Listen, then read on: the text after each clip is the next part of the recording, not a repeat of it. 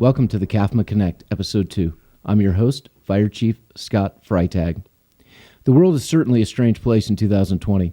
Seems that between the pandemic, civil unrest, and politics, we are realizing an uptick in the level of incivility in our communities, and especially on social media.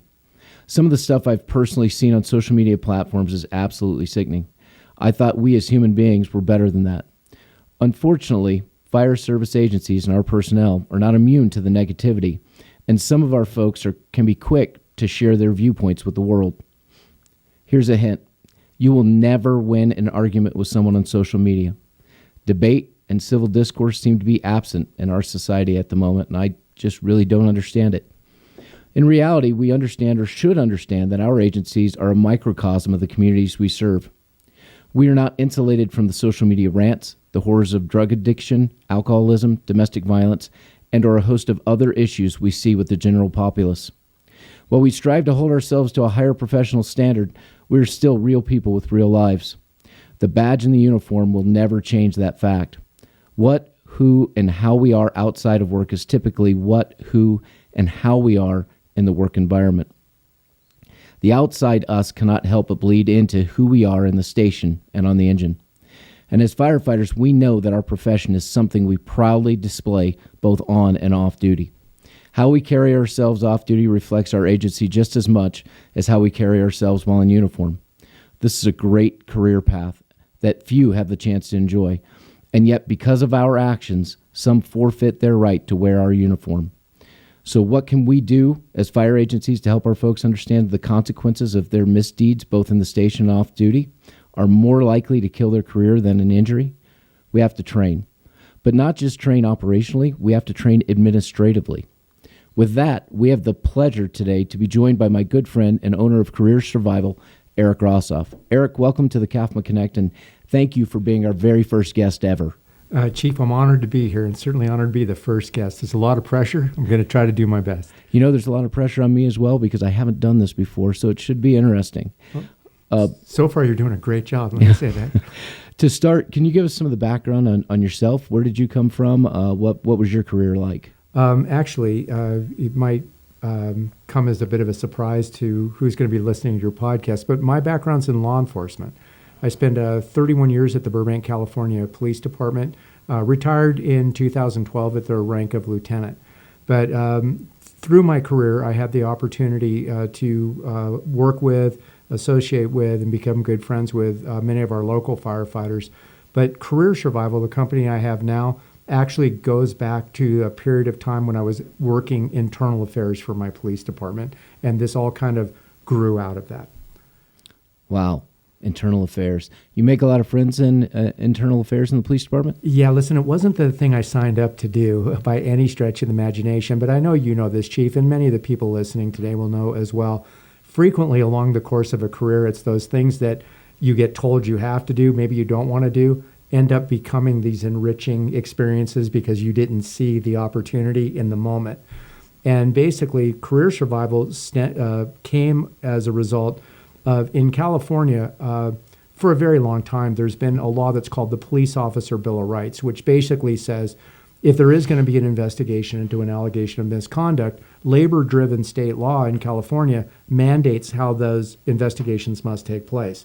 And because I was working internal affairs, my agency made sure that I was an expert in that law. Well, during my term, as I was serving in internal affairs, California passed a new law, and it was called the Firefighter Bill of Rights. And it was almost word for word the same as the Police Officer Bill of Rights. So overnight, I became an expert in fire department law. That's pretty amazing. I know Arizona doesn't have that type of law. California does.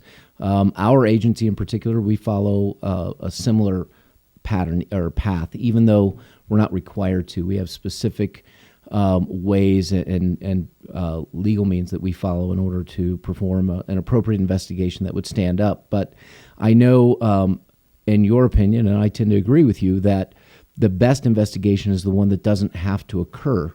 That's 100% correct. And what happened was, because I was an expert in this Police Officer Bill of Rights and the Fire Department Bill of Rights kind of hit them out of almost nowhere,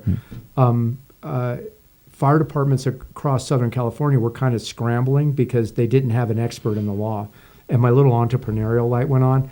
And I thought I might have something I could offer to some of these fire service agencies. And I made some phone calls. I formed this company and I said, hey, I can help you with these investigations. And it became very popular very fast. And the phone was ringing. And I would never do investigations for the agency, but I would walk them through it.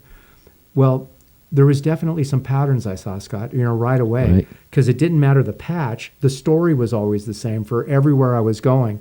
And I put them into two categories. Because you would hear about these firefighters or a firefighter whose career was in peril, and it was like, show them the door. You read about it, you heard about it, and if it was true, there was malice there. There was like a crime, or the firefighter with intent did something bad. But overwhelmingly, Chief, you would read these stories and you'd get behind the lines, of what was going on, and that was a really good person that was having a bad day.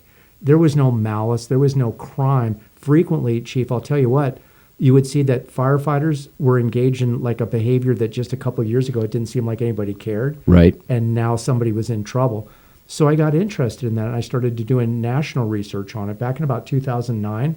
Okay. And it was pretty simple. It was, internet searches with Google and Yahoo with keywords like firefighter fired, firefighter terminated. And I bought into a website called LexisNexis that does a deeper scrub. And every morning I was waking up, there were these email alerts, and you would get these stories from all over the country, and it was the same thing. It was, if it was happening in Pasadena, California, it was happening in Portland, Maine. It was the same stories. And I thought, you said it earlier, Chief, it's exactly the same. We have to flip the narrative. Right. Instead of doing better investigations, the best investigation is the one we never have to do. Let's alert all these really good firefighters out there. These are the common behaviors across the country that are costing good people just like you your jobs. Don't do these things. And I think the key to that is training, is good training. Let's make sure our folks are aware and they have the tools and resources to stay out of these problems. And it's really interesting because I spoke to a fire chief who went to their training center one day, and he walked up to 3 company officers that were standing outside, and they asked him a question about a fire chief who had left the area.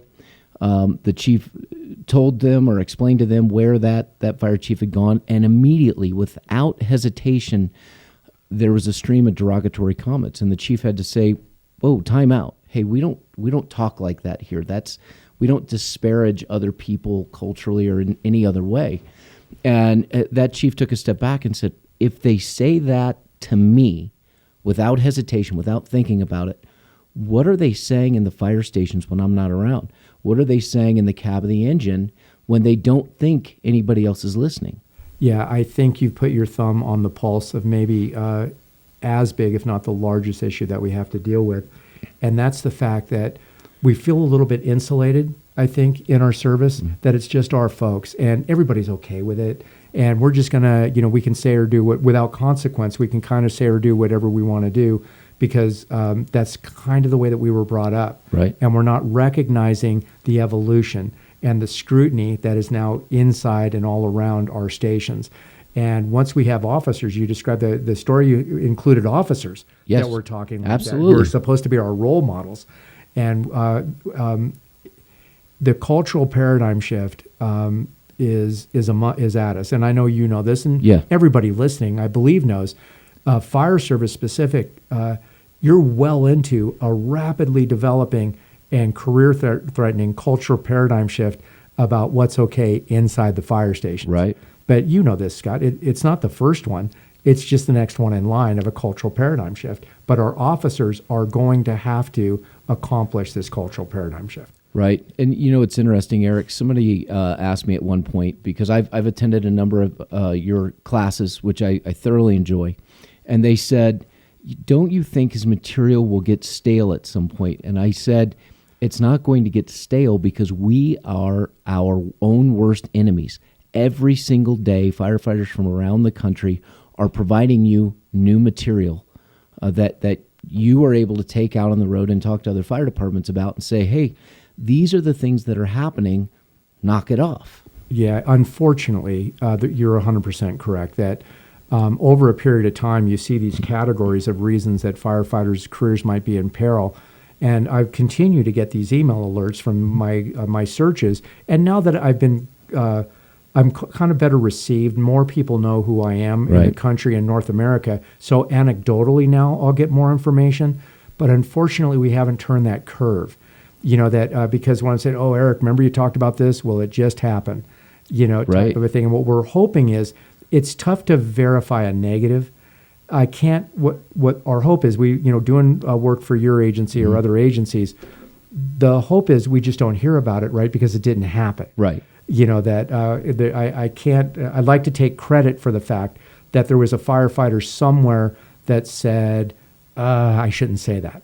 Right. That might have otherwise done it, but because there was good training out there, they stopped for a second. Or we had someone quickly respond when someone did say something and didn't let it become a bigger issue. There seems to be a fallacy out there, a belief by some agencies, whether it's their personnel or their administrative staff, that this isn't happening in our agency. This is not us. We are better than that. We are better than that headline. And the reality is, you're one misstep away from being that headline. If you don't think it's happening in your agency, just take a step back, take a deep breath, because it's going to rear its ugly head. Yes, Chief. I think that, operationally speaking, one of the things we talk about all the time is complacency. We realize complacency leads to injury and death. And the same thing happens in career survival. Administratively, we'll run into that complaint. Well, that's not happening here.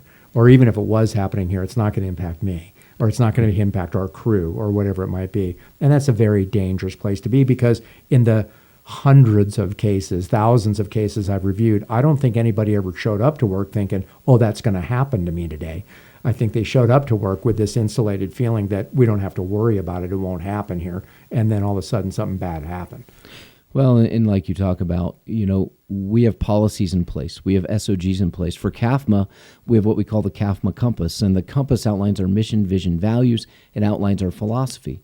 The Compass is only 7 pages long, with the last page being the expectations I have for the organization.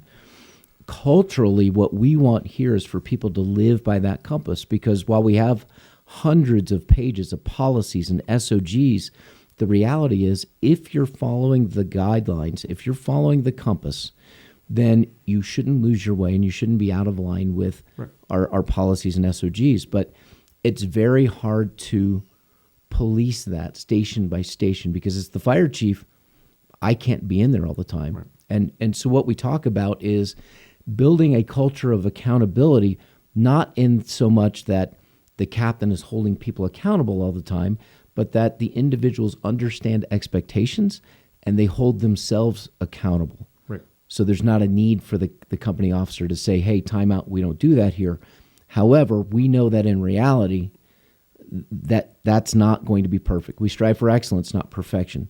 So we have to have people willing to step up when I'm not around or the ops chief's not around and say, "Time out, we don't do that here." And that takes courage. Yes, Chief, there's so many points that that you've made here. And I think that what we look at is, certainly we have the moral compass and we have SOPs and SOGs, but we're also realistic.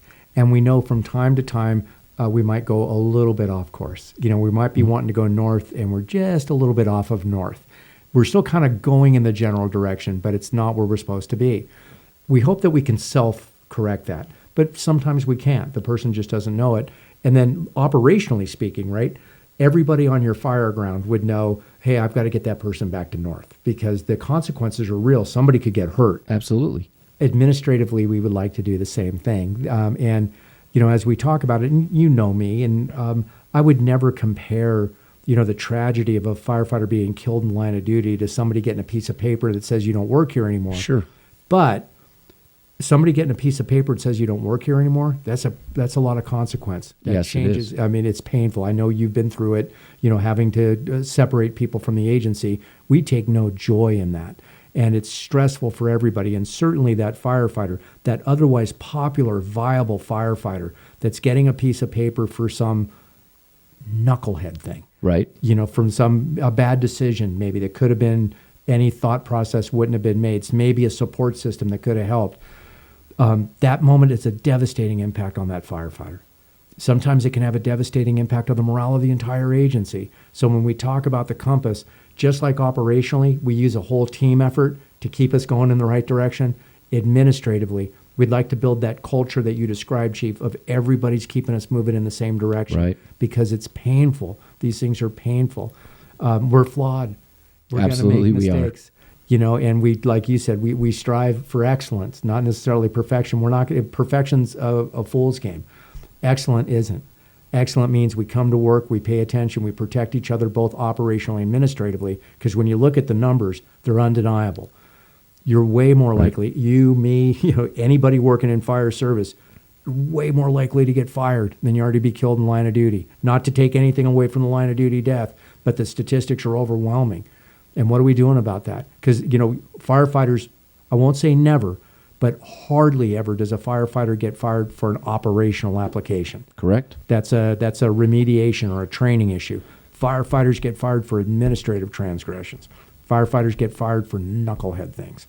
And we can be better at that.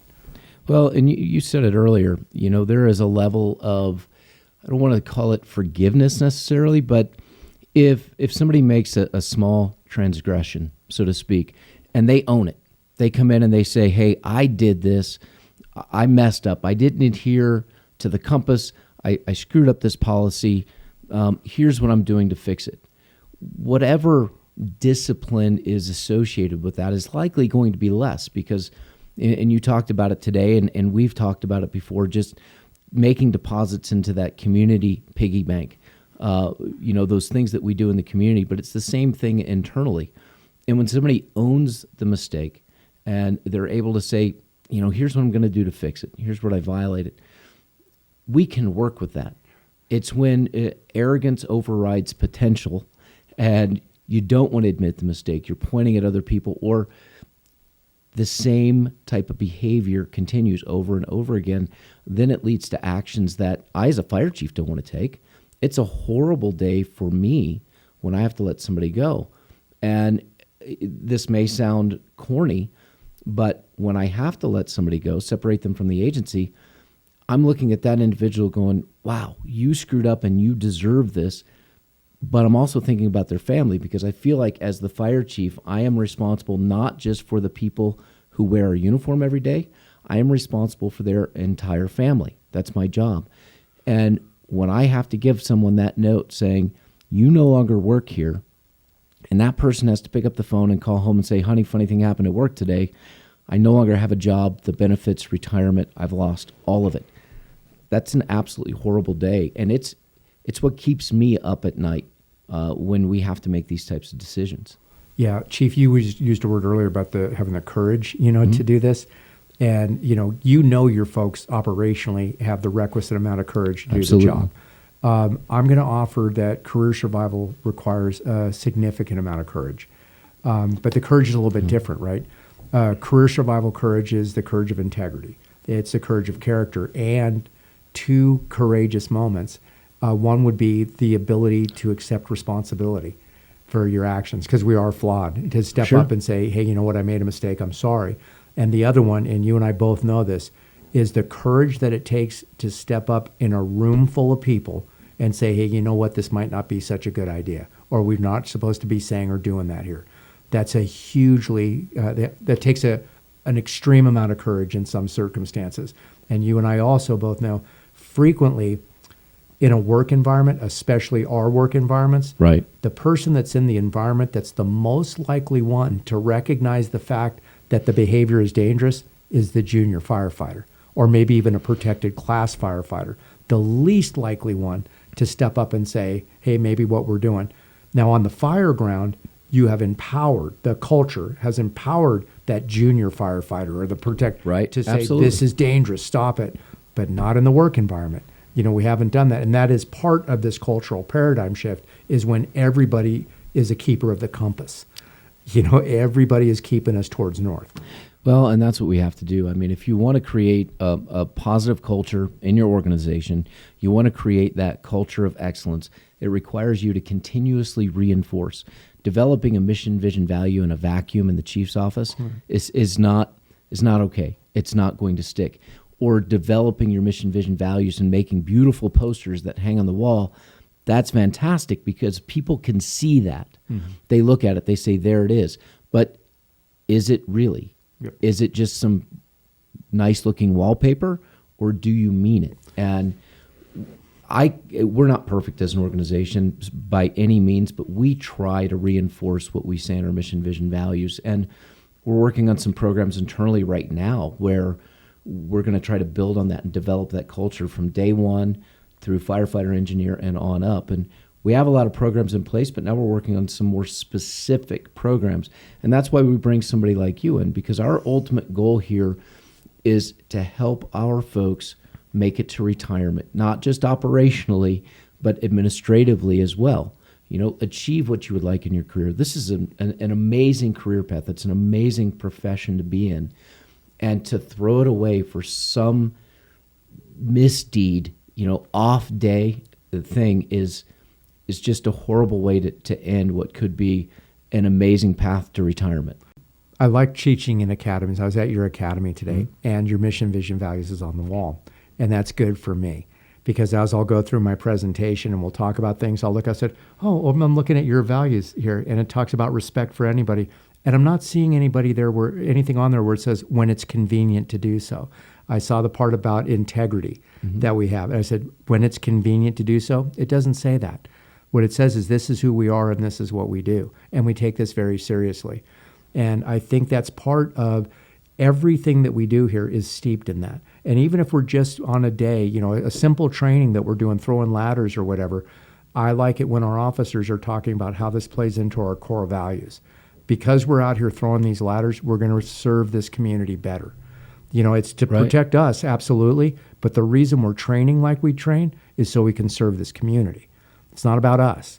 It's about the compass. It's about this is what our community expects, and I can't give them everything we have to give them unless I'm good at this one thing. It applies on both sides of that apparatus bay door. Right. When we're out in the field doing it, but also when we're in the station, it's just us.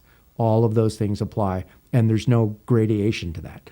These are simple words, very difficult tasks, but it's an excellent journey. Yeah, I mean, we put those things out there. We had a collective put it together, and I don't know if you noticed today in class, but you didn't just have operational people. You didn't just have the engines there. We had planning and logistics folks, fleet maintenance, and we had warehouse there. We had human resources there. We brought fire prevention in. So while the class, a lot of the things you talk about are operationally specific in that the stupid antics of firefighters that when we get ourselves in trouble, the reality is the message is universal.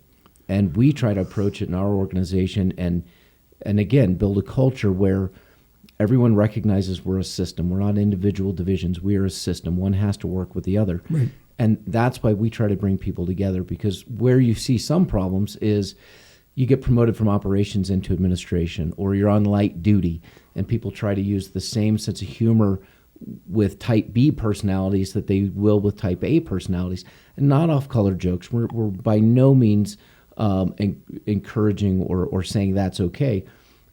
But culturally, there's a difference between operations and non-operations, and sometimes we forget that. And I would encourage fire chiefs and other organizations that bring your company in to bring that diverse workforce in, bring people cross-sectional throughout your entire organization together and say, here's what this looks like. These are things that we need to think about, because while it may be stupid firefighter tricks, the reality is it happens in the front office, it happens in the warehouse, and in other places throughout the organization. Absolutely. When you do after-action reports on things where fire departments are in the newspaper and people have lost jobs and millions of dollars are walking out, almost always it's a broad brush across the entire agency. It touches everybody along the way. So we would be it's essential that we recognize that everyone is in this. Doesn't matter what your rank is, doesn't matter what your job is. And I think it's important, like with your agency, when everybody comes into the room, basically what you're telling everybody is, I value you. That it's not just these people. It's more likely the shenanigans going to go on this shift or with these folks, so I'm just going to bring these people in. No, you bring everybody in. And then everybody says, the chief cares about me enough to put me in. Now, I might be sitting back saying, well, this kind of doesn't apply to me. But everything applies to you. Absolutely, If you've got our, you're working underneath our flag and saying you're a member of this agency, I don't care what you're doing, this applies to you, and I care about you, and I'm not going to let you get hurt, and I expect you to step up if you see something where somebody's off north, and we need to bring them back. Don't care what you can be fleet maintenance. If you see something that's there, I expect you to take some type of action towards it, because everybody's in this together. Absolutely. And there is a reason that we could only have you up here for one day this time.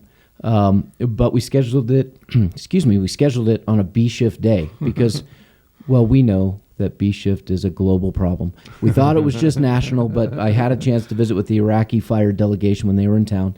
And I brought up B shift and they all started laughing. So clearly, B shift is a global issue. I've said this before and I'll say it again. If you have employees out there at all that are chasing out their master's or maybe even a doctorate, do your thesis on why it's a B shift engineer that's the most likely person to get in some type of training in a fire station. I don't know why that is, but statistically speaking, I think I can verify that. I served on all three shifts, and I can tell you the B shift, it is truly like the Little Rascals and the clubhouse scene when the clubhouse is on fire. I'm going to interrupt you just Sure. a second, Scott, and I want because we poke fun and we should be doing that. But I have to tell you, in the research that I do, I think part of as we're talking about career survival and what we're saying and doing in fire stations, I think it's really important that we're honest about what I think is an important us dusting each other up in a fire station or in a police station. Us, jousting, joking around and doing what we do.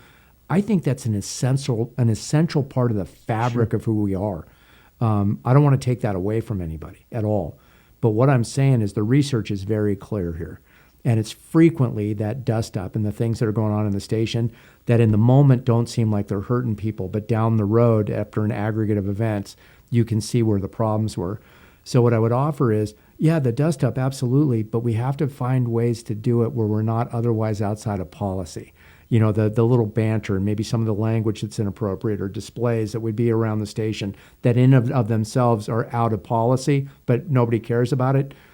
We have to take those out. So we need to find a way to accomplish the task of dusting each other up without otherwise being outside of policy. I hope that makes sense. Well, and you do talk a lot about small trash can fires. And when we look at these, a lot of the incidents or the issues start very small.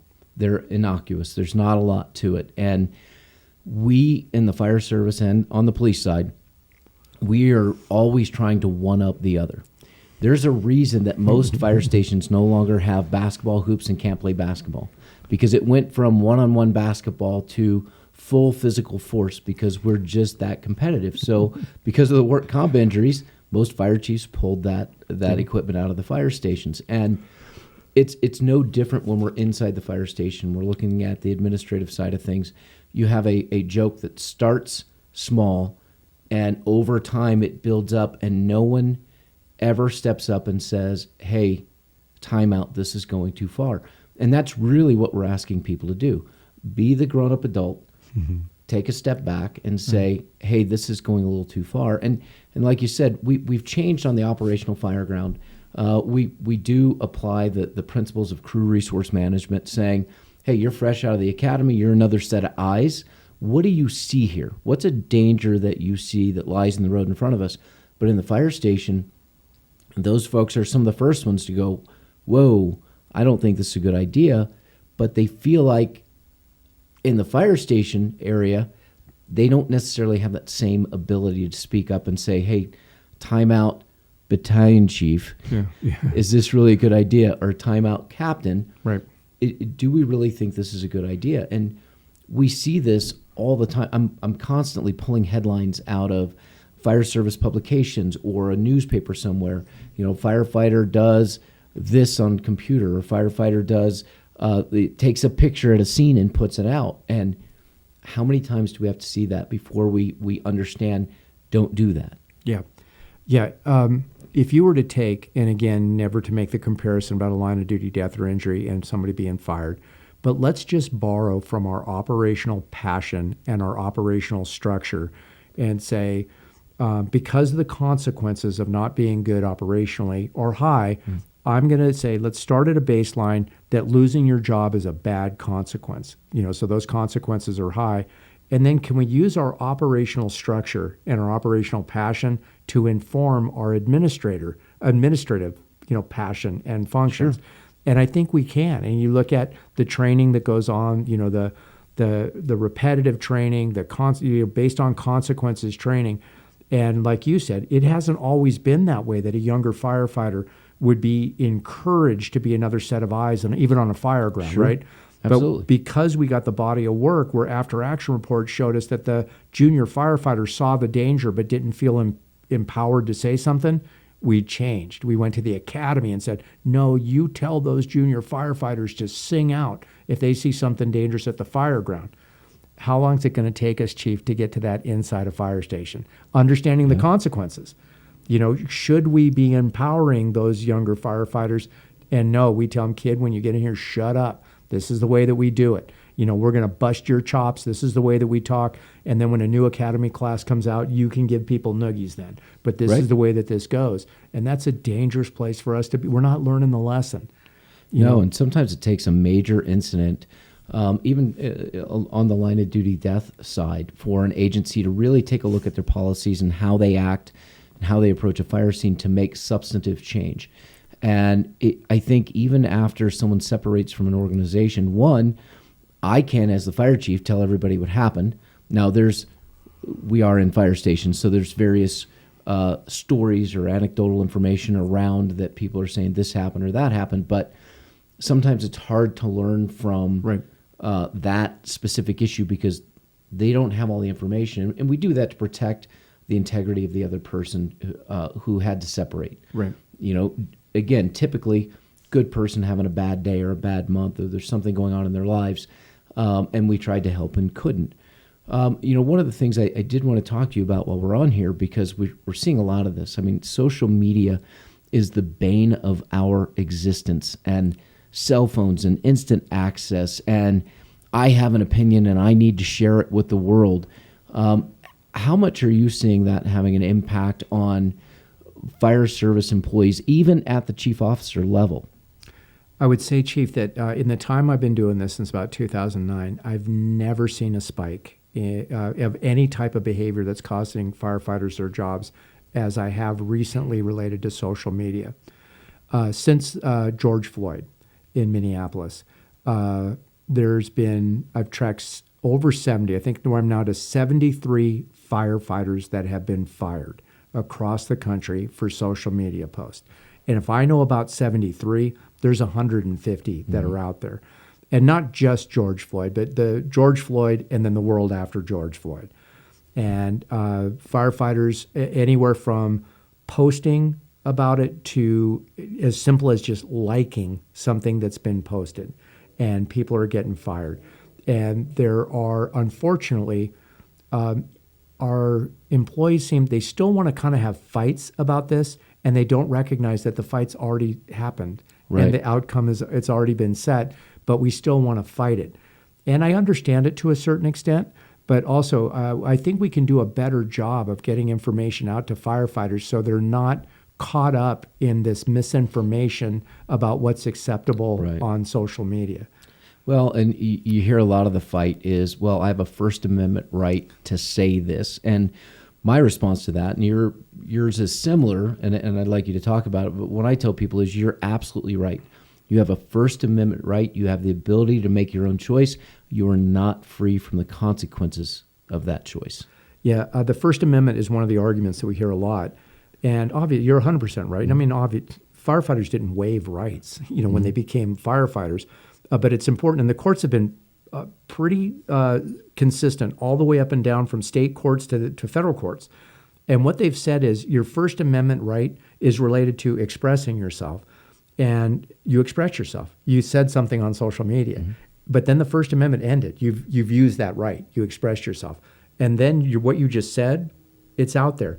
And it's unshielded now. And the agency can and will review that to see if you've met agency expectations related to maintaining public trust. And I think public trust is a real important concept for us to talk about, Chief. Yes. The capital in which law enforcement and fire service works is public trust. We're meaningless without it. Right. And it's our responsibility to maintain public trust. And if we have firefighters that post something that we have certain segments of our communities might think, boy, that firefighter sounds that they don't like me very much, and they might not do their job for me. Mm-hmm. We've compromised public trust. One of the very dangerous things that I hear, I've talked to chiefs before that will say, the firefighter will come in, the chief said, I'm separating you because you compromised public trust. And the firefighter will say, wait a minute, chief, I've got public trust. And they'll point to a body of work. They'll say, look, you go back and look at my body of work. And, every time the bells go off, I go do my job and I do it really well. And I don't care what you look like or, what you believe or what your orientation is. I do my job and I do it well, so I have public trust. And what the courts have said, pretty consistently again, is your public or your body of work, that might help you to try to get your job back, but it's not going to stop you from being separated because your body of work, that's who you were. And who you are right now is what you just said on social media. And what you just said on social media compromised public trust. And in today's world, and I can't speak for you, Chief, but in today's world, and be aware of today's world, you're hoarding public trust because being a firefighter or being a police organization, it's suspect now. Public trust is suspect. And any violation of that public trust is going to be magnified 100%. And in order for you to maintain, and protect that public trust, if one of your employees compromises it, you're going to have to separate that employee. Now, you'll tell them, I'm separating you, but fight to get your job back. Sure. And if somebody tells me I got to give you your job back, congratulations, I'll be the first person to shake your hand. But how am I going to go to our public and say that this person has public trust when the public's telling me that we don't get to decide what public trust is. The public will decide what public trust is. Well, and here's a question for you, Eric, because I've seen people do this. I mean, more than likely, if you're a firefighter and you have social media, you have I am a firefighter all over your social media, in pictures and things that you post, training, all kinds of cool things that you put on social media so people know it's you. So now these folks go back and they say, well, I want all of my First Amendment rights. I want to be separated from the fire department in some way. So I'm going to scrub my social media and I'm going to change how my name is listed. Yeah. You're still not anonymous. No. And I would offer this to anybody, at the end of the day, if your fire chief has your social media post, somebody knew that you were a firefighter. And it doesn't take too long for somebody to recognize who you are, because even right now, if you were to scrub it, you have this history of people knowing that you were a firefighter. And if you say, there's nothing on there's something there. So I would say, instead of trying to make an argument why this doesn't apply, let's just not put the post. But and you and I both know this, there's some firefighters out there, Chief, they have opinions. What? Yeah. Firefighters? Some with of your opinions. Some of your folks actually have opinions, and they're very strong. And something will happen, in the world, and they want to voice their opinion. So they'll go on, whether it's on duty, off duty, computer, cell phone. I always talk about the cell phone because it's right there. Right. And they'll go on social media and they'll say, I have an opinion about this. And then there's other people in our communities that frequently will have contrary opinions to your firefighters, stupid people. Oh, yeah. And then absolutely. the stupid people will come back and say, excuse me, but I think you're stupid. And some of our folks don't take that very well. No. And, there are emotional reactions. And we look for emotional intelligence. We look for emotional maturity. I talk a lot about with our folks the difference between responding and reacting. So yes. I can't remember where I read it. I think it was part of my executive fire officer program, but there was a really good differentiation between the two. And the idea is that if you go to the doctor and you're taking a medication for something and the doctor says your body is responding to the medication, that's a good thing. If you go in and the doctor says your body is reacting to this, that's a bad thing, right? They're going to stop that course of treatment right away. And what we see is our folks get caught up in the moment. And not just our folks, but anybody on social media. They get caught up in the moment. They have an emotional reaction to something, and they hit post. And within 5 seconds, they've done something that can completely ruin their career as well as their professional reputations. And it's a lack of emotional maturity. It's a reaction instead of a response to something. And I try really hard when I'm on social media, and I'm on there because I have to keep track of our social media page, our Facebook page. So I'm on there, and I also moved away from my family in Missouri, so it's a good way for me to keep up sometimes with, hey, what's happening with the family back there?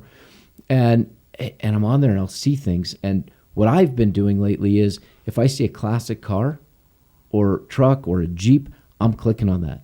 Funny dog videos, I'm clicking on that, because the more of that I have, the less of the hate-filled ranting that I see on my social media page. And I don't want that. I'm even very careful about liking something, because I'll see things. I mean, you're a former police officer. I'm still a firefighter, so to speak, even though I'm a fire chief. And we have a different sense of humor.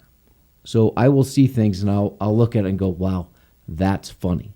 And I'll show my wife, and I'll say, hey, look at this. This is funny. But I won't click like, I won't click repost, and I won't comment. Right. I'm moving on. Right. Something else. Chief, one of the things I think that we actually should talk about too, related to social media, is the collateral damage. And I can anticipate this. I haven't seen it too much, although there was a case on the East Coast. I'm going to forget. It was a big agency on the East Coast where this kind of happened. But let's say since George Floyd, there's been 150 firefighters fired. Almost none of those people are going to go quietly into the night. Right. They're going to fight to get their jobs back. And I'll guarantee I'm going to read, the next time we talk, I'll guarantee I'm going to hear about this. One of those firefighters that's fighting to get their job back is going to say, wait a minute, Chief, you're fighting me because I said this on social media. Every day I go to work, I say the exact same thing sitting at the kitchen table in the fire station in front of an officer, and without consequences. So how is it possible that you're firing me for this on an off-duty thing I did where I'm saying the exact same thing sitting at the kitchen table in front of the officer without consequence? Now, that person fighting to get their job back, it's like a life, I'm drowning, and they think that's going to help me. And what they don't know is I'm still going to be fired, and now I'm dragging this person down with me. Absolutely. Is what's going to happen with that. So how do we when we talk about like workplace environment issues and why it's important, that's another reason. When I'm telling people, hey, knock it off in the fire station, I may never know that one of the results of that is a person was about to say something on social media, but they didn't because they got called out in the station for it. Right. And it clicked that thing in their head that says, oh, maybe I'm not supposed to do this. But right now, I think you'll agree with me, there are probably many of those things on social media, the exact same language, the exact same comments are being made in the fire station. And sooner or later, that's going to get exposed, and it's going to be very bad for people. And it's going to be bad for the agency as well. I mean, you're not only dragging down your engine company crew, right, but other folks that you work with, and then the agency itself loses. As an agency, we try to make deposits in that piggy bank, so to right, speak, with the community for public trust. And when we do something stupid like that, we lose that trust more quickly than we gain it. And that's a huge black eye to the organization. We just had an issue recently where someone accidentally used our account to tweet something. Now, it wasn't something that would lose public trust, but it certainly wasn't appropriate. And we had to address that as quickly as possible and figure out what happened and how do we ensure that it doesn't happen again in the future. So we're not immune from these things in any way. It'll be interesting to see how they do argue that point, because you're absolutely right. I could see somebody coming back and saying, I say the exact same thing all the time. As a matter of fact, Chief, I have said it in front of you. Tabletop this out. Threshold operational events, we do debriefs on them, and then we can anticipate things. So you'll bring operational people in and say, let's tabletop this out. What would happen if this was going on operationally? Tabletop that out.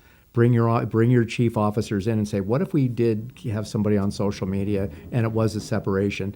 What would be the likelihood that one of their defenses would be, I'm saying that same thing inside the fire station? And I'll guarantee if you have 5 people in the room, 3 of them are going to go, oh, I think I might have said that in front of me. Oh, That's not to bust anybody's chops. It's not.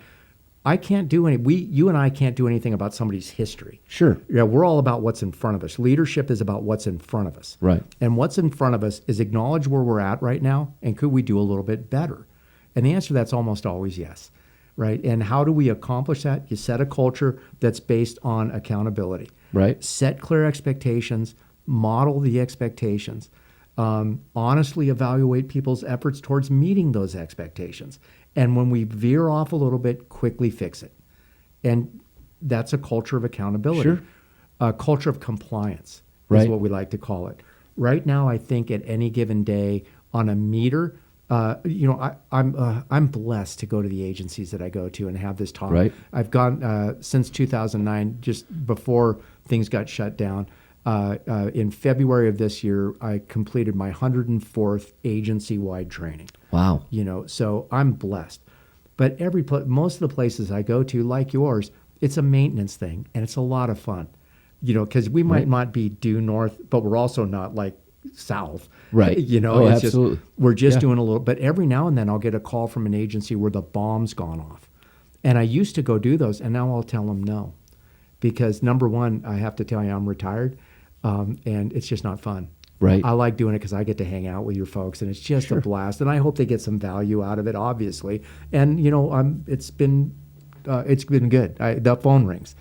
But when the bomb's gone off, there's nothing I can do to help you. Scott, I got a call one time from I had read this event, and the issue was, it was actually like a sexual assault, hazing, a sexual assault that involved like a bratwurst. I mean, it was horrible. I think I read that one. And I read about it in the newspaper, and I got a call from the chief. And he said, "Hey, Eric, you've heard your presentation, or I've heard about your presentation, and you might have read about our thing." I said, "Yeah, I've read about it." And he said, "I'd really like to get you down here, because we have to do some training." And I told him, I said, "Respectfully, Chief, what am I going to do for you?" I said, "I'd prefer not to, because that training that comes from your parents. Yeah, that's nothing that I'm going to be able to help you with." It does. I think that the people that you have and the people there's 1.1 million firefighters in the country, is the number, and all of those are fantastic people. We have our ups and downs, Sure. Type of a thing. But being able to get in front of that group and just say, can we move a little bit closer to north? Because like your folks today, and before that, I was in San Diego County talking to people. After the class, they all walk up, they shake your hand, say, "Hey, thanks a lot. We can do a little bit better." And then they, hopefully they jump on the rig and they say, "You know what, we could do a little bit better." And then I've accomplished what you brought me in. Right. Right. It focused folks to say, yeah, let's get back a little bit towards north, taking them where they want to go anyway. I believe we have good folks that really want to please the boss, and pleasing the boss means we're pleasing the community. Right. Absolutely. Because the boss wants to please the community. Well, and our community is our boss, and that is absolutely who we have to please. And it's really about building a culture of respect in the organization. And I'll give you a little thing that we're looking at that I'm considering. So when we say, "Hey, Eric Rosoff's coming in with career survival," there are still some that say, "Well, what is that?" And when we explain it, they're like, "Oh, well, I might be interested." So they go. At the end of the class, the feedback is just absolutely fantastic. Thank you. Wow, we didn't. And you talk throughout, because a lot of firefighters will get a little defensive and say, "You're trying to take all the fun out of it." and in the reality, you're not. You're just saying, "Hey, you know what? There's another way that you can have fun without violating the policies of the agency." And those things you should know. So, when we say career survival is coming in, that has a positive connotation. But I've heard some things, and I know from being on the fire engine, we have to do annual training, and it's called sexual harassment.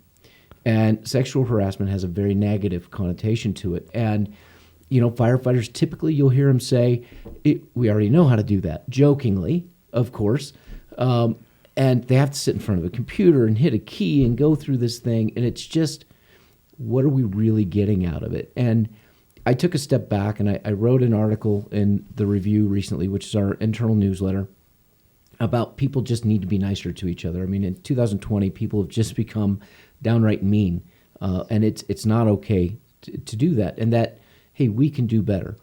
And I put some information in there I put an article in there from one of the human resources magazines about sexual harassment training and the need to change the dynamic of that, to repackage and remarket it into more of, we want to build a culture of respect. Because it's not just sexual harassment, it's all kinds of harassment. And what we want is people to recognize that we want to be respectful to one another. And if I'm respectful to you, then we're not going to have a problem. And if you're respectful to me, we're not going to have a problem.